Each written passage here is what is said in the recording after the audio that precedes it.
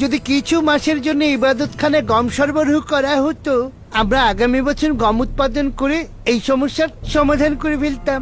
নিশ্চিত থাকো, পরবর্তী 5 বছর বৃষ্টি হচ্ছে না, গম উৎপাদন হচ্ছে না। জানি না কেন ইউজারশিপের ভবিষ্যৎবাণী হুবহু মিলে যাচ্ছে। আমরা সব সময় আপনার দিকে তাকিয়েছিলাম বানু। অখনাতুন তো ইউজারশিপে নিয়ে আমেন হতেব, শুনেছ? আমেন হতেব আমার সন্তান। আমি ওকে সব সময় এই নামেই ডাকবো, কখনো ওই ঠাট্টা বিদ্রুপের নামে আমি ওকে ডাকবো না। আচ্ছা ঠিক আছে বানু, আমেন হতেব। বানু, আপনি আমেন হতেবের রাজমহলে সব সময়ের জন্য আমাদের পক্ষের শক্তি ছিলেন। এখন দেখছি বানু আপনি আমাদের ভুলে গিয়েছেন, এটা কি ঠিক?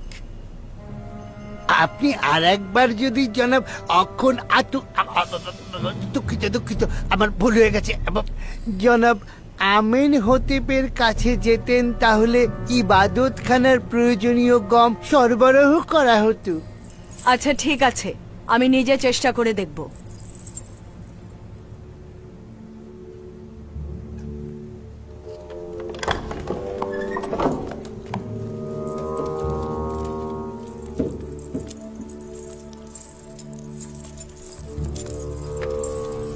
খোদাগণের ক্রোধ থেকে বেঁচে থাকো, আমুনের ক্রোধ থেকে বেঁচে থাকো।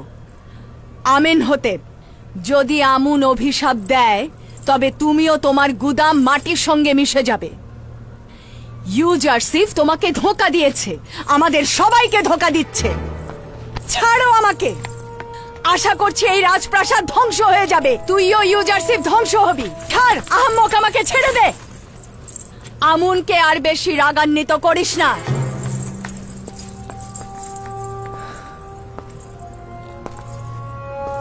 বানুতি খুবই রাগান্বিত। হয়তো ইবাদতখানার পক্ষ থেকে কোনো অপ্রীতিকর কথা শুনেছেন। আমারও তাই মনে হয়। ইবাদতখানার খাদেমরা তাকে উত্তেজিত করে তুলেছে। মহামান্য বাদশাহ, আমি বলেছিলাম না তারা গম কিনতে সফল হবেন না? যখনই আমার ঈমান তোমার প্রতি দুর্বল হয়ে যায়, তখনই তোমার একাত্মবাদী খোদার কুদরত দেখে বিশ্বাস ফিরে আসে। আমি নিশ্চিত যে তোমার সঙ্গে একাত্মবাদী খোদার বিশেষ যোগাযোগ রয়েছে।